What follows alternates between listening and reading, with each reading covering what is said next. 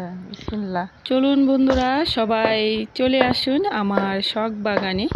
দেখেন শখ বাগানে আমি জানুয়ারি মাসে কি কি শাকসবজি তুলছি, তো সেটাই আজকে আপনাদের মাঝে শেয়ার করব। তো বন্ধুরা, এখানে দেখেন আমি কিন্তু বরবটি তুলে নিচ্ছি। আমার শখ বাগানে কিন্তু বরবটি হয়েছে, বরবটিগুলো প্রায় খাওয়ার উপযুক্ত হয়ে গেছে। তো সেজন্য কিন্তু এখান থেকে আমি বরবটি তুলে নিচ্ছি। আর চলুন দেখিয়ে দিই যে কি কি গাছ হয়েছে। তো এখানে বেগুনটাও আমি কেটে নেব, আর কিছু শাকসবজি তুলবো আর কি। তো সেটাই আপনাদের মাঝে শেয়ার করতেছি। যারা এখন একটি লাইক দেননি, প্লিজ একটি লাইক দিয়ে দিবেন।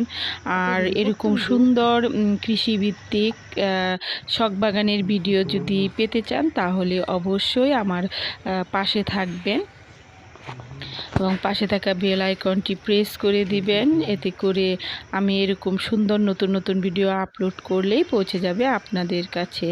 তো দেখেন এই যে শখ বাগানে কিন্তু আমার অলরেডি লাউ ধরা শুরু করে দিছে। আর এই যে এখানে বাঙ্গিটা কিন্তু আমি আজকে তুলবো না, এটা আমি ঠিকঠাক করে দিচ্ছি। বাঙ্গিটা আর একটু বড় হলে পরে আমি বাঙ্গিটা তুলে নেব। তো বাঙ্গি গাছও এখানে লাগাইছি, আর লাউ গাছ তিনটা লাউ গাছ এখানে লাগাইছি, কুমড়া গাছ, তারপরে পুঁই গাছে কিন্তু পুঁই ফল অলরেডি ধরেই গেছে। তো পুঁই ফলও কিছু আজকে পেরে নেব।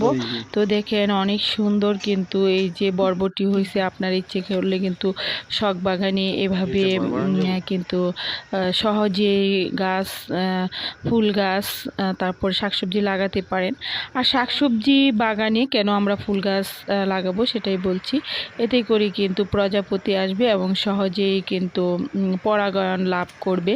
তো পুঁই ফল পারতে পারতে আপনাদের কাছ থেকে বিদায় নিয়ে নিলাম। দেখা হবে নেক্সট কোনো নতুন ভিডিওতে। সে পর্যন্ত আল্লাহ হাফিজ।